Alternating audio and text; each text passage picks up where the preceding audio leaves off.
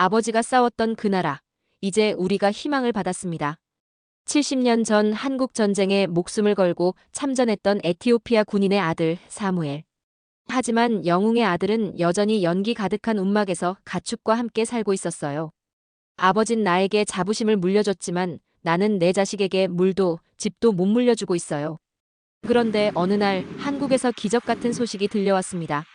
마을 소득 30% 증가, 에티오피아 대통령까지 감동시킨 놀라운 변화. 과연 어떤 일이 일어났을까요? 전쟁으로 시작된 인연이 희망으로 꽃피운 감동 이야기 지금 시작합니다. 저는 오늘도 벽에 걸린 그 낡은 흑백 사진을 바라봅니다. 사진 속 아버지는 군복을 입고 계세요. 에티오피아 황실 친위대 소속으로 한국전에 파병되셨던 분이죠. 250번이 넘는 전투에서 단 한 번도 패하지 않았던 강유부대의 자랑스러운 군인이셨습니다. 초전박살이라는 뜻을 가진 강유부대는 전설적인 부대로 이름을 남겼어요. 아버지는 목숨을 걸고 싸웠어요. 대한민국이라는 낯선 나라를 위해서 말이에요. 하지만 돌아온 건 가난과 침묵뿐이었습니다. 65년을 살아오면서 저는 늘 이런 복잡한 감정을 안고 살았어요. 아버지에 대한 자부심과 함께 왜 우리는 여전히 이렇게 가난한지에 대한 서운함도 있었거든요. 불차나 에티오피아 수도 아디스아바바에서 차로 4시간이나 떨어진 오로미아주 깊은 시골 마을입니다. 저는 여기서 촌장 역할을 하고 있어요. 하지만 아버지가 목숨을 걸고 지켰던 그 나라의 후손답게 살고 있는지 늘 부끄러웠습니다. 우리가 사는 투쿨이라는 전통 가옥은 나뭇가지 사이를 흙과 진흙으로 메워 만든 원형 건물이에요. 하지만 전통이라는 이름으로 포장하기엔 너무 열악합니다. 매일 아침 안에는 연기로 가득 찬 이 움막 안에서 연탄을 피워야 해요. 창문도 없고 천장도 낮아서 연기는 그대로 우리를 괴롭힙니다. 으흠, 으흠. 아내의 기침 소리가 집안에 울려 퍼져요. 아이들도 마찬가지입니다. 눈물을 흘리며 연기를 마셔야 하죠. 실제로 에티오피아 어린이들은 폐렴으로 가장 많이 목숨을 잃고 있어요. 연기로 인한 호흡기 질환 때문입니다. 우리가 사는 이 좁은 움막에는 사람만 사는 게 아니에요. 갓 태어난 송아지부터 늙은 소까지 모두 함께 살고 있거든요. 야생동물의 습격을 피하려면 어쩔 수 없는 일이죠. 하지만 가축과 사람이 한 공간에 살다 보니 온갖 냄새와 더러움이 집 안가득해요. 바닥 곳곳에는 소똥이 그대로 널려 있습니다. 아무리 치워도 계속 나오는 거라 포기한 지 오래죠. 이런 환경에서 아이들이 자라고 있어요. 병에 걸리지 않는 게 오히려 신기할 정도입니다. 물 문제는 더 심각해요. 우리 마을에는 수도가 없거든요. 마을 끝 작은 웅덩이까지 걸어가야 하는데 왕복 2시간은 좋게 걸립니다. 하루에 2번씩 이 고된 일을 반복해야 해요. 에티오피아는 1년 중 8개월 이상이 건기인 나라라서 물 부족이 가장 심각한 문제 중 하나거든요. 그래서 10살 된 손녀 미레트도 물을 길러가야 해요. 맨발로 가시밭길을 걸어야 하는 위험한 일인데 말이죠. 보통은 1~2시간, 멀게는 걸어서 6시간 떨어진 곳에서 마실 물을 떠와야 하는 사람들도 있어요. 아이들은 학교도 제대로 가지 못해요. 물을 길러가야 하거든요. 미레트가 양동이를 들고 먼 길을 걸어가는 모습을 볼 때마다 가슴이 아픕니다. 밤이 되면 더 참담해요. 전기도 없어서 깜깜한 어둠 속에서 지내야 하죠. 촛불 하나로 온 가족이 버텨야 합니다. 아버진 나에게 나라를 위해 싸운 자부심을 물려줬지만 나는 내 자식에게 물도 집도 못 물려주고 있어요. 저는 마음 한구석에 서운함이 있었습니다.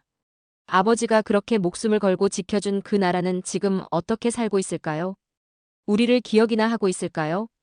혹시 이미 잊어버렸을까요? 그런데 어느 날 뜻밖의 소식이 마을에 전해졌어요.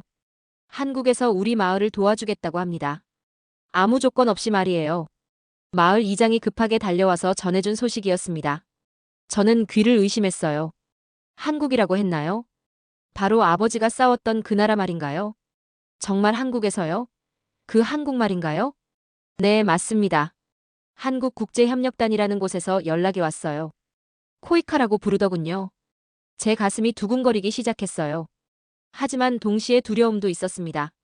저는 처음엔 믿고 싶지 않았어요. 아버지가 그렇게 목숨을 걸고 싸워준 나라가 수십 년이 지나 이제 와서 우리를 기억한다는 게 말이 되나요? 혹시 우리를 불쌍히 여겨서 동정으로 도와주려는 건 아닐까요? 마음 한구석에서는 기대감이 올라왔어요. 하지만 만약 실망하게 된다면 어떻게 할까요? 그동안 받은 상처가 너무 많았거든요. 그런 일이 있을 리가 없어요. 분명 뭔가 조건이 있을 거예요. 마을 사람들도 반신반의했습니다. 그동안 외국에서 온 도움이라는 게 대부분 말뿐이었거든요. 약속만 하고 사라지는 사람들을 너무 많이 봤어요.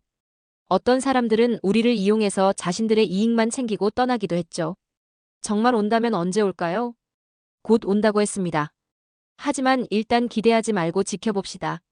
저도 그렇게 생각했어요. 너무 기대했다가 실망하면 더 상처받을 테니까요. 하지만 마음 깊은 곳에서는 작은 희망이 자라고 있었습니다. 혹시 정말로 아버지가 싸웠던 그 나라가 우리를 기억하고 있는 걸까요? 그날 밤 저는 오랜만에 아버지 사진 앞에서 오래 앉아 있었습니다. 아버지, 정말 그 나라 사람들이 우리를 도우러 올까요? 하고 혼자 중얼거렸어요. 사진 속 아버지는 여전히 군복을 입고 꼿꼿이 서 계셨지만 오늘따라 조금 다른 표정인 것 같았습니다. 며칠이 지나도 아무 일이 없었어요. 저는 역시 그런 일은 없을 거라고 생각하기 시작했습니다.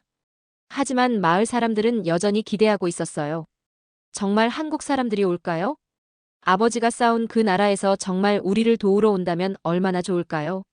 마을 어른들도 한국 전쟁 이야기를 들어본 적이 있었거든요. 에티오피아가 아프리카에서 유일하게 지상군을 파병했던 나라였으니까요. 한국에서 도움을 주겠다는 소식을 들은 지 며칠 후 제 인생에서 가장 끔찍한 일이 일어났습니다. 10살 된 손녀 미레트가 물을 길러 나갔다가 돌아오지 않은 거예요. 아침 일찍 미레트는 평소처럼 양동이를 들고 집을 나섰어요. 할아버지, 다녀올게요. 하며 밝게 인사하고 말이죠. 저는 그때 별 생각 없이 조심해서 다녀와라 하고 대답했습니다. 그게 그렇게 무서운 하루가 될 줄 몰랐거든요. 점심때가 되어도 미레트가 돌아오지 않았어요. 평소 같으면 2시간이면 충분히 다녀올 수 있는 거리인데 말이죠. 아내는 걱정되기 시작했습니다. 미레트가 왜 이렇게 늦지? 아마 친구들과 놀고 있을 거야. 저는 그렇게 말했지만 사실 저도 불안했어요. 요즘 마을 근처에 이상한 사람들이 돌아다닌다는 소문이 있었거든요. 특히 어린 여자아이들을 노린다는 무서운 이야기들이 있었습니다. 해가 기울어 가는데도 미레트는 나타나지 않았어요. 저는 더 이상 기다릴 수 없어서 마을 남자들과 함께 미레트를 찾으러 나섰습니다. 미레트, 미레트. 우리는 물 길러 가는 길을 따라 계속 불렀어요. 하지만 대답은 없었습니다. 어둠이 깔리기 시작했는데도 아이는 보이지 않았어요. 그때 정말 절망적이었습니다. 10살짜리 아이가 이 넓은 벌판 어디선가 혼자 있다는 생각에 가슴이 터질 것 같았어요. 야생동물이라도 만났으면 어떡하죠? 아니면 나쁜 사람들을 만났다면 말이에요. 미레트, 어디 있니? 목이 쉬도록 불렀지만 소용없었어요. 다른 마을 사람들도 나와서 함께 찾아줬지만 아무 소용이 없었습니다. 해가 완전히 져서야 미레트가 돌아왔습니다. 하지만 아이의 모습은 말이 아니었어요.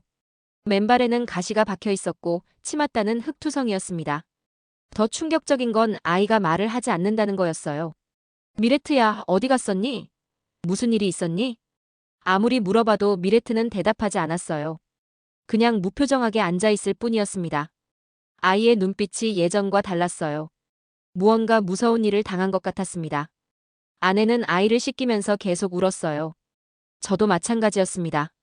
이런 일이 또 일어날 수도 있다는 생각에 끔찍했거든요. 그날 밤 저는 잠을 이룰 수 없었어요. 미레트의 모습이 계속 눈에 밟혔거든요. 이렇게 살면 안 되겠다는 생각이 들었습니다. 더는 이런 식으로 살 수 없습니다. 다음 날 아침, 저는 마을 사람들을 모두 불러 모았습니다.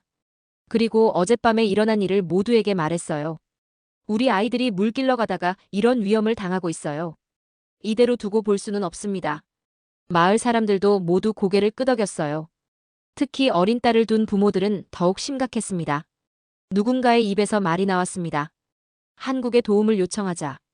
그 말이 나오자 모든 사람들이 동의했어요. 아이들의 안전이 가장 중요하니까요. 바로 그때였어요. 한국국제협력단에서 온 이수연 씨가 우리 마을에 도착한 것이 말이에요. 정말 신기한 타이밍이었습니다.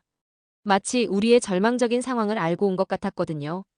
이수연 씨는 우리 상황을 듣더니 진지한 표정을 지었어요. 그리고 주민들과의 회의를 바로 열자고 했습니다. 여러분이 진짜로 원하는 것을 함께 만들어가고 싶습니다. 그분의 말이 마음에 깊이 새겨졌어요. 그동안 외국에서 온 사람들은 뭔가를 주고 떠나기만 했는데 이분들은 달랐습니다.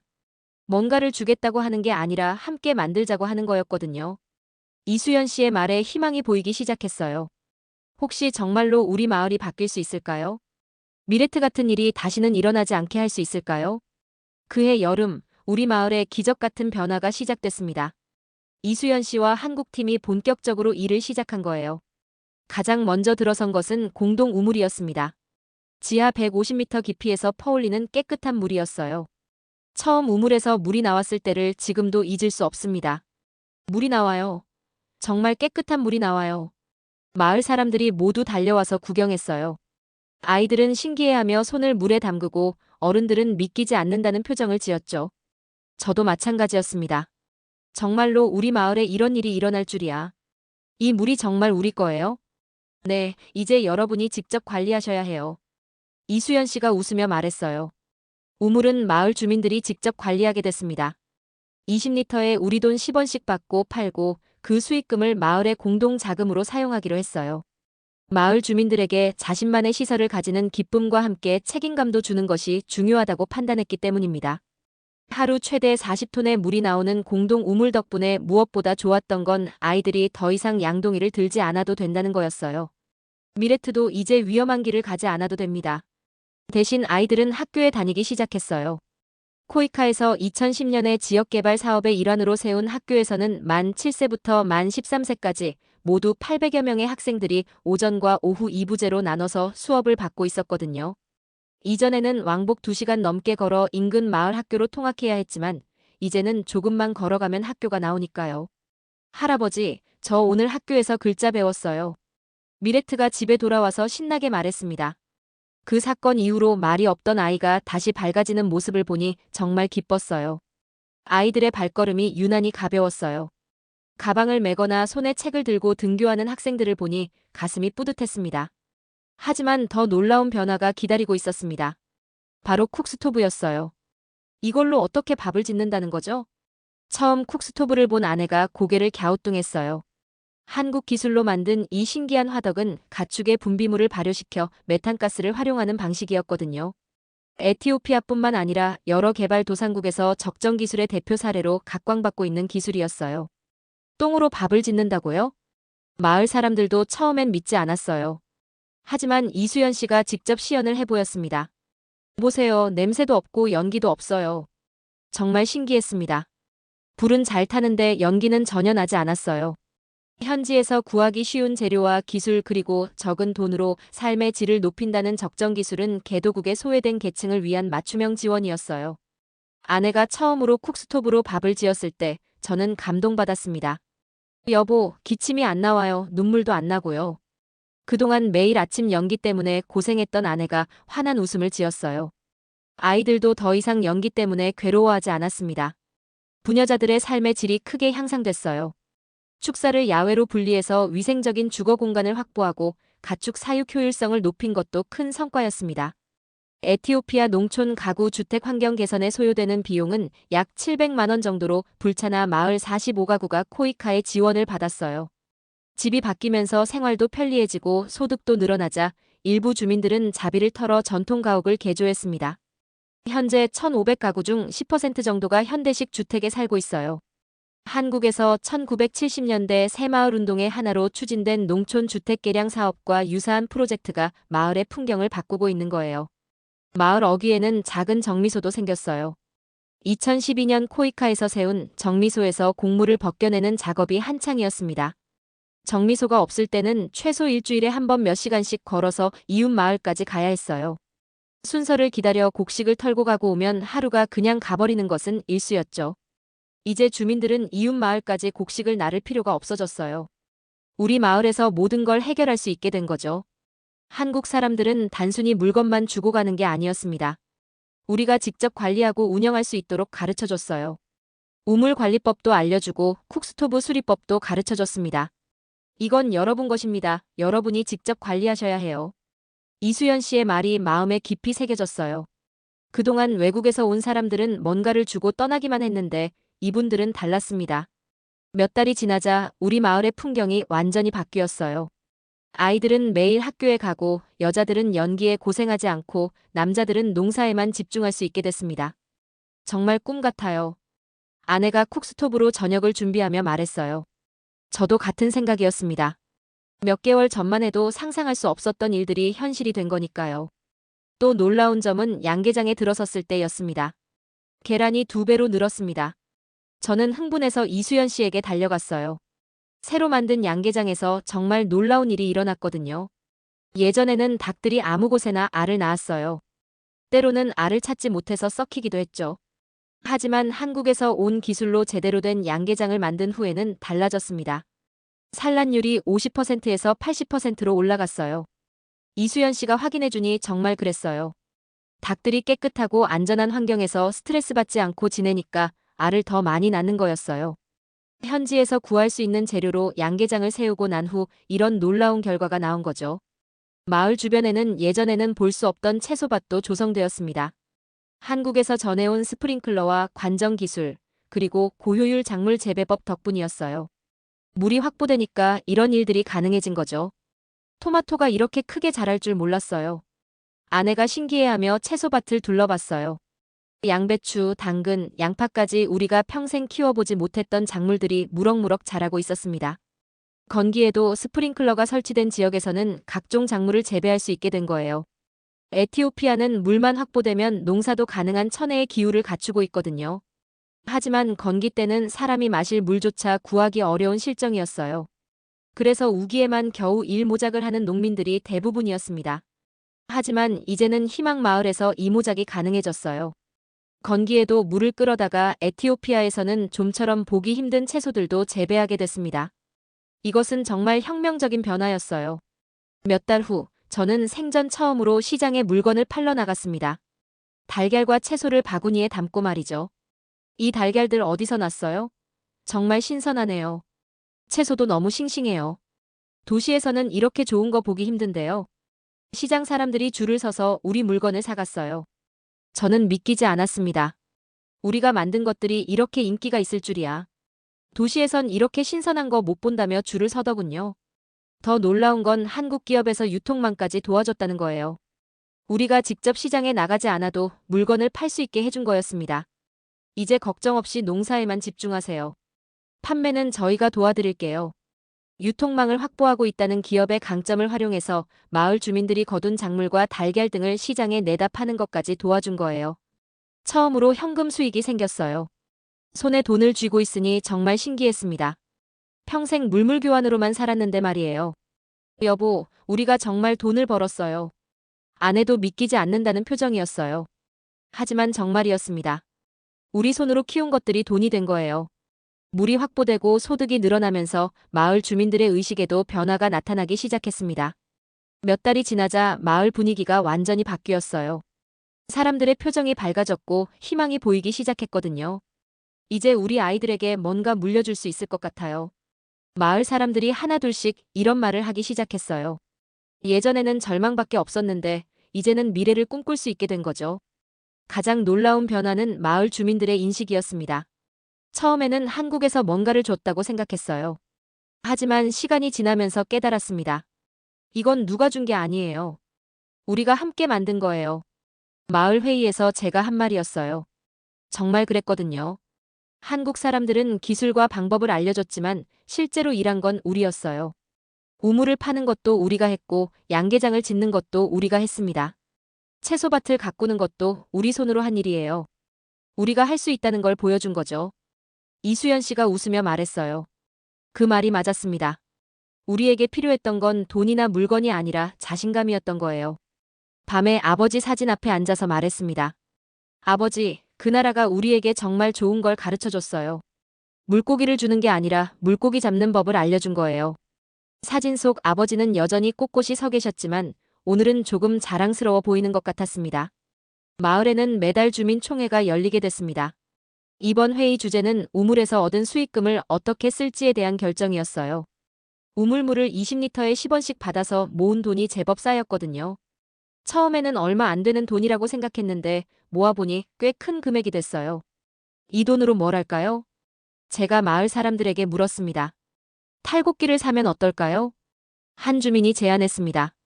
지금까지 우리는 소가 밟아서 탈곡하는 전통 방식을 사용했거든요. 비효율적이고 곡식 손실도 많았어요. 탈곡기가 얼마나 할까요? 비싸긴 하지만 우리가 모은 돈으로 살 수 있을 것 같아요. 수십 번의 토론이 이어졌습니다. 어떤 사람은 개인적으로 나눠 가지자고 했고, 어떤 사람은 마을 공동시설을 더 만들자고 했어요. 저는 탈곡기가 좋겠어요. 모두에게 도움이 되니까요. 미레트의 엄마가 말했습니다. 여자들도 이제 마을 회의에 적극적으로 참여하기 시작했어요. 예전에는 상상할 수 없던 일이었죠. 탈곡기를 사면 우리 모두 이익이에요. 곡식 손실도 줄고 시간도 절약되거든요. 맞아요. 개인적으로 나눠 가지면 얼마 안 되지만 탈곡기를 사면 모두가 계속 혜택을 받을 수 있어요. 결국 마을은 탈곡기를 구매하기로 했습니다. 모두가 함께 결정한 일이었어요. 탈곡기가 도착했을 때 정말 신기했습니다. 기계로 탈곡하니까 손실률이 5% 미만으로 줄어들었어요. 소가 밟는 방식의 절반 수준이었죠. 이게 바로 효율이구나. 저는 감탄했습니다. 같은 양의 곡식으로 2배의 결과를 얻을 수 있게 된 거니까요. 더 중요한 건 마을 사람들의 책임 의식이 높아졌다는 거였어요. 자신들이 힘을 모아서 산 기계라서 그런지 모두가 소중히 다뤘습니다. 우리가 산 거니까 우리가 잘 관리해야지. 기계가 고장나지 않게 조심해서 써야 해. 마을 사람들이 자발적으로 관리 규칙을 정했어요. 사용 순서도 정하고 청소 담당도 정했습니다. 마을 주민들이 힘을 모아 산 기계 하나가 마을 전체 소득 증대로 이어지게 되자 주민들의 책임 의식도 한껏 높아졌어요. 이 마을은 이제 받는 곳이 아닙니다. 함께 만드는 곳이죠. 회의를 마친 뒤 저는 마을 중심의 나무 아래 앉았어요. 예전에는 그늘에서 쉬는 것밖에 할 일이 없었는데 이제는 앞으로 뭘 할지 계획을 세우고 있었습니다. 몇 달 전만 해도 우리는 그저 하루하루 버티는 것이 전부였어요. 내일 뭘 먹을지, 아이들이 아프지 않을지만 걱정했죠. 하지만 이제는 달라졌습니다. 내년에는 채소밭을 더 넓혀볼까? 양계장도 확장하면 좋겠어. 아이들 교육은 어떻게 더 발전시킬까? 마을 사람들이 미래를 이야기하기 시작했어요. 꿈을 꾸기 시작한 거죠. 원조 사업 주체가 마을을 떠난 이후에도 성과들이 잘 관리될 수 있도록 자립의 기반을 만들어 준다는 새마을 운동 덕분에 대표적 낙후 지역이었던 희망. 마을은 마을의 평균 소득이 30% 정도 늘어나는 등 가시적인 성과를 거두고 있었어요. 저는 그날 밤 아버지 묘를 찾아갔습니다. 오랜만에 아버지와 긴 대화를 나누고 싶었거든요. 아버지, 이제야 한국이 주었던 희망을 우리가 다시 받은 것 같아요. 무덤 앞에 앉아서 조용히 말했습니다. 달빛이 아버지의 무덤을 비추고 있었어요. 아버지가 그 나라를 위해 싸운 것이 헛되지 않았어요.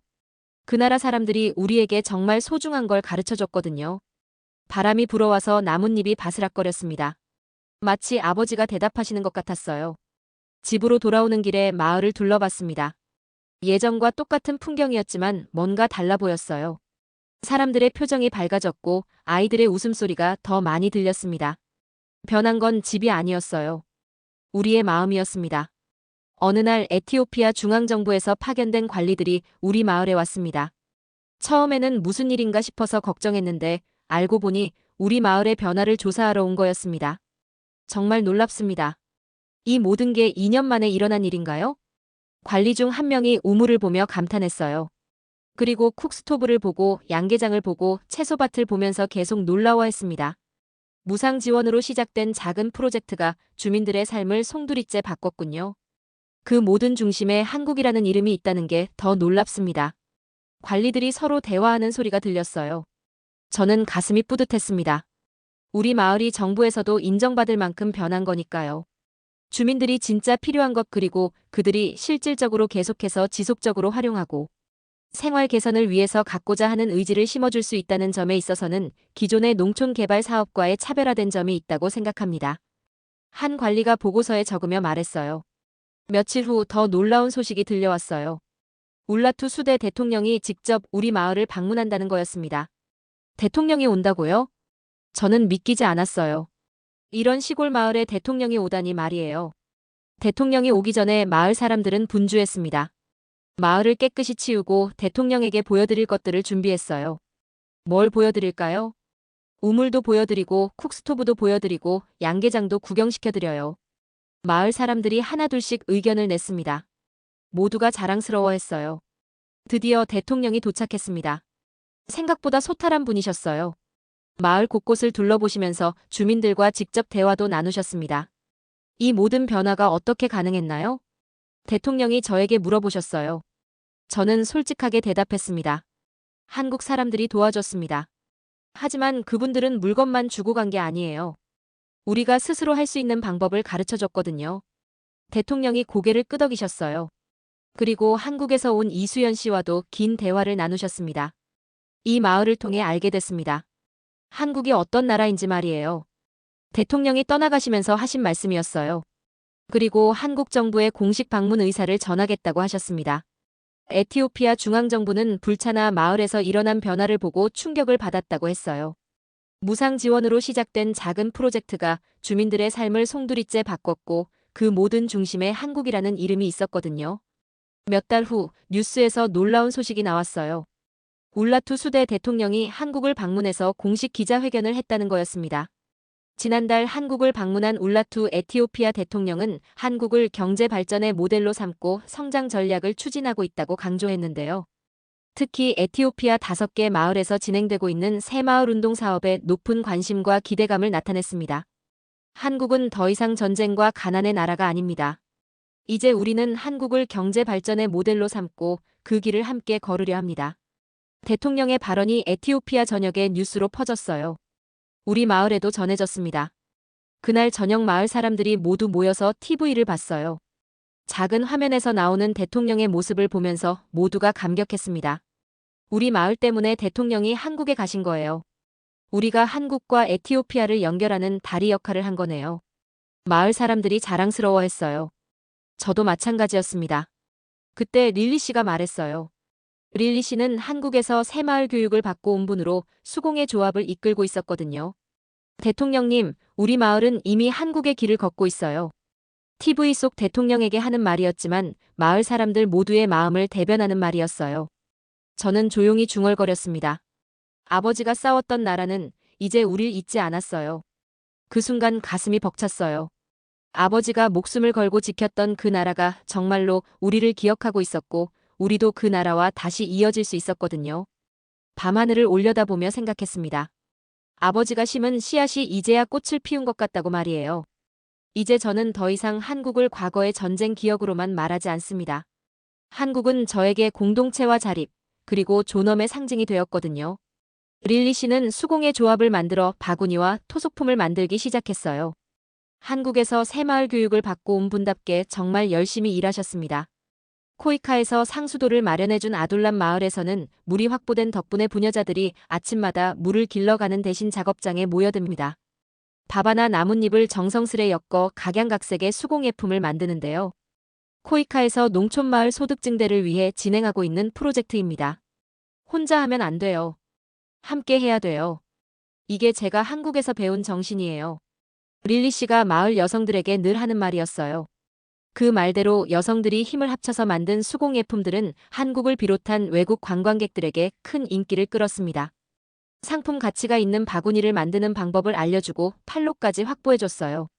덕분에 간이 선물용품에 불과했던 제품들이 이제는 에티오피아의 대표 기념품으로 팔려나가고 있는데요. 일자리 창출과 소득 증대로 이어지는 선순환 구조를 구축한다는 새마을 운동의 전략이 잘 녹아든 결과입니다. 이 바구니들이 정말 아름답네요. 어디서 배웠어요? 한국에서 온 관광객이 물어봤을 때 릴리 씨가 자랑스럽게 대답했어요. 한국에서 배운 새마을 정신으로 만든 거예요. 함께하면 뭐든 할 수 있다는 걸 배웠거든요. 한국의 새마을 정신이 지금 아프리카의 심장부에서 다시 피어나고 있었어요. 실제로 이 마을 농민들이 1년간 농사를 지어 얻는 소득은 고작 10만 원 정도였어요. 그런데 수공예품을 제작하는 부녀자들의 소득은 그 2배가 넘었습니다. 정말 놀라운 변화였죠. 릴리 씨는 수공예품 판매 수익으로 별채도 따로 만들고 축사도 지은 등 삶의 질이 크게 개선되었습니다. 엄마들이 수공예품 제작에 전념하는 동안 아이들은 코이카가 세운 마을 유치원을 다닙니다. 매달 100여 명의 아이들이 한 달에 60원씩 식비를 내고 유치원에 등록을 하는데요. 유치원에 다닐 수 있는 어린이들이 많아진 것도 부녀자들의 소득 증대 사업이 순항하고 있는 것과 무관치 않습니다.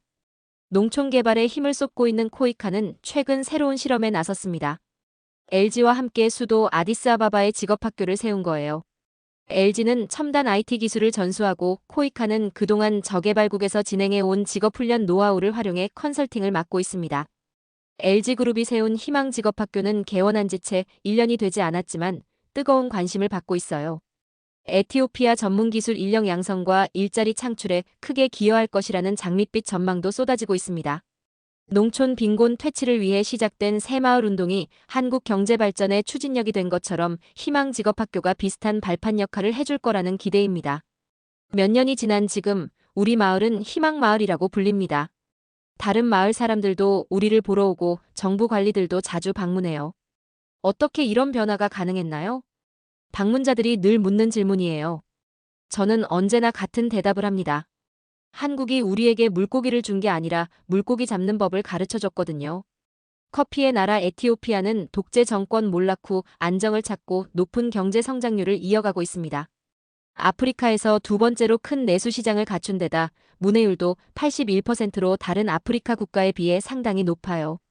코이카는 환경 개선과 의식 개혁, 소득 증대 사업이 동시에 진행되는 새마을 운동이 에티오피아의 농촌, 더 나아가 에티오피아 전체 잠재력을 깨우는 밑거름이 되길 바라고 있습니다. 최빈국이라는 오명을 벗고 새로운 도약을 위한 날갯짓을 하고 있는 에티오피아. 새마을 운동을 통해 달라질 에티오피아의 미래는 이웃 아프리카 국가들에게도 큰 귀감이 될 것입니다. 어느 날 저는 아버지의 묘를 찾았어요. 아버지 무덤 앞에는 작은 태극기가 바람에 펄럭이고 있었습니다. 저는 그 태극기를 조심스럽게 펴며 중얼거렸어요. 당신이 싸웠던 나라는 끝내 우릴 잊지 않았습니다. 그리고 우리도 그 빚을 다시 희망으로 되돌려받았습니다. 그때 눈에 눈물이 고였어요. 하지만 그 눈물은 고통이 아니라 자부심이었습니다. 감사의 눈물이었어요. 아버지는 한국을 위해 싸우면서 무엇을 꿈꿨을까요? 아마도 평화롭고 행복한 세상을 꿈꿨을 거예요. 그 꿈이 이제 우리 마을에서 이루어지고 있는 것 같았습니다. 아버지, 저는 이제 알겠어요. 당신이 왜 그렇게 멀리 떨어진 나라를 위해 목숨을 걸고 싸우셨는지 말이에요. 그 나라 사람들이 어떤 사람들인지 이제 알겠습니다. 한국 사람들은 단순히 도움을 주는 게 아니었어요. 우리와 함께 꿈을 꾸고 함께 일하고 함께 기뻐해주는 사람들이었습니다. 그들은 우리를 동정의 대상으로 보지 않았어요. 동등한 파트너로 봐주었습니다. 집으로 돌아오는 길에 마을 아이들이 학교에서 돌아오는 모습을 봤어요. 깨끗한 교복을 입고 밝은 표정으로 웃으며 걸어오는 아이들 말이에요. 미레트도 그 중에 있었어요. 몇 년 전 그 끔찍한 일을 당했던 아이가 이제는 반장까지 되어서 다른 아이들을 이끌고 있었습니다. 할아버지, 오늘 학교에서 한국에 대해 배웠어요. 미레트가 달려와서 말했어요. 한국은 우리 할아버지들이 도와준 나라이고 지금은 우리를 도와주는 나라래요. 선생님이 그러는데 한국과 에티오피아는 서로 도와주는 특별한 친구 사이라고 해요. 아이의 말을 들으니 가슴이 벅찼어요. 전쟁으로 시작된 인연이 이제는 희망으로 이어지고 있는 거니까요. 미레트야, 할아버지도 그렇게 생각해. 한국은 우리에게 정말 특별한 나라야. 할아버지, 저도 나중에 크면 한국에 가보고 싶어요. 그래서 한국 사람들한테 고맙다고 말하고 싶어요. 미레트의 꿈을 들으니 더욱 감동적이었어요. 이 아이는 분명 커서 한국과 에티오피아를 이어주는 다리 역할을 할 것 같았습니다. 그날 밤 저는 오랜만에 깊이 잠들었습니다. 꿈을 꿨어요. 꿈속에서 아버지는 군복이 아닌 평상복을 입고 계셨고 환한 미소를 지으며 제 어깨를 두드려 주셨습니다. 잘했다, 아들아. 내가 심은 씨앗이 이렇게 아름다운 꽃을 피웠구나. 꿈속에서 들은 아버지의 목소리였지만 너무나 생생했어요. 아버지도 우리 마을의 변화를 기뻐하고 계시는 것 같았습니다. 아버지, 이제 저도 자랑스럽습니다. 당신의 아들로 태어난 것이, 그리고 한국과 인연을 맺게 된 것이 말이에요. 불차나 마을은 이제 희망마을입니다. 그리고 그 마을의 중심에는 한때 어둠 속에 주저앉았던 노인이 있어요. 바로 저 말이에요. 하지만 이제 저는 절망하지 않습니다. 미래를 꿈꾸고 있거든요. 아버지가 70년 전에 심은 씨앗이 마침내 꽃을 피웠습니다. 그 꽃은 바로 희망이었어요. 그리고 그 희망은 이제 우리 마을을 넘어 에티오피아 전체로, 그리고 아프리카 전체로 퍼져나가고 있습니다. 한국 전쟁 당시 아프리카 대륙에서 유일하게 지상군을 파병했던 에티오피아. 당시만 해도 비교적 국력이 탄탄했던 에티오피아는 멀고 낯선 땅에 황실 친위대 강유부대를 파병했습니다. 초전박살이라는 뜻을 가진 강유부대는 250번이 넘는 전투를 치러 모두 승리한 전설적인 부대로 이름을 남겼어요. 하지만 반세기가 지난 지금 한국은 우리에게 전쟁의 기억이 아닌 희망의 상징이 되었습니다. 오랜 기간 공산 정권 하에 있었던 데다 계속된 가뭄과 분쟁으로 빈곤의 굴레를 벗어나지 못했던 에티오피아에게 한국은 새로운 가능성을 보여주었어요. 저는 이제 확신합니다. 아버지가 목숨을 걸고 지켰던 그 나라의 정신이 우리 마을에 살아 숨쉬고 있다는 것을 말이에요. 그것은 바로 함께 일하고 함께 나누고 함께 꿈꾸는 정신입니다. 오늘도 저는 아버지 사진 앞에서 말합니다. 아버지, 당신이 지켜낸 그 나라가 이제 우리와 함께 새로운 역사를 쓰고 있어요. 전쟁이 아닌 평화로, 절망이 아닌 희망으로 말이에요. 그리고 저는 믿습니다. 이 희망의 씨앗이 아프리카 전체에 퍼져서 더 많은 마을들이 희망 마을이 될 거라고 말이에요. 한국과 아프리카가 함께 만들어갈 아름다운 미래를 상상하며 오늘도 저는 감사한 마음으로 하루를 시작합니다. 오늘 사연은 어떠셨나요? 70년 전 아버지가 심은 씨앗이 마침내 아들의 손에서 희망의 꽃으로 피어났습니다. 한국과 에티오피아의 인연, 그리고 다시 피어난 희망의 씨앗.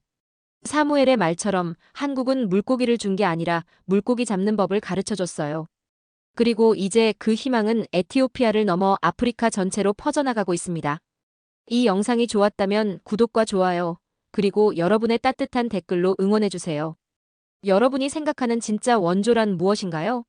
한국의 도움 방식에 대한 여러분의 생각도 댓글로 들려주세요. 다음에도 더 감동적인 이야기로 찾아뵙겠습니다. 감사합니다.